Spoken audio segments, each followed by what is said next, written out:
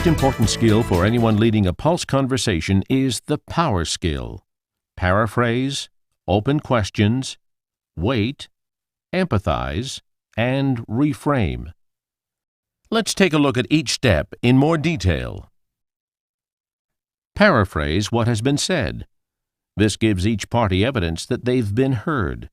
It also provides the opportunity to clarify what's just been expressed.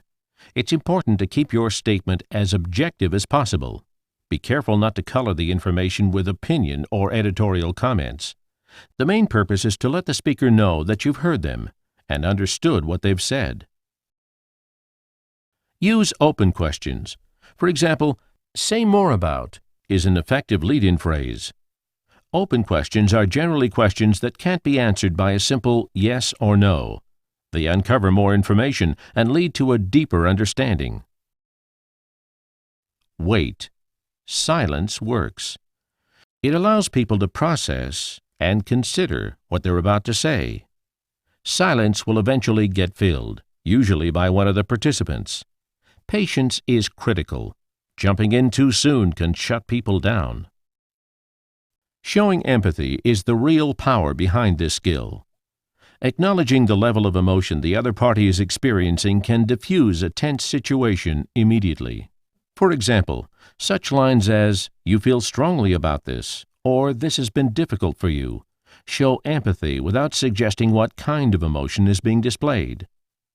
Well, that took up 2 weeks of my time. Like, that was just like drop of the hat. I know you've got And lots I had of to, I can see. I get the messages. And your dad was part of that. Oh, yeah, I get that. I mean, big pressure, big pressure.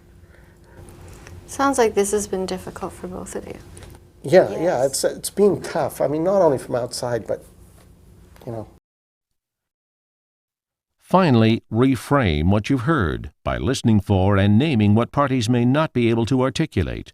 For example, their criteria for resolution. It's usually the opposite of what they're complaining about. This is an important step because the leader can skillfully change a negative conversation into a positive one, identifying common ground and moving the parties toward resolution by changing their perception. If we were to describe a perfect world, a picturesque beach, for example, we might ask, what is missing in the current situation that would complete our vision of a perfect world? This will identify a belief, expectation, assumption, concern, or hope. The purpose of the reframe step is to change the participant's perspective on the issue by identifying what's missing.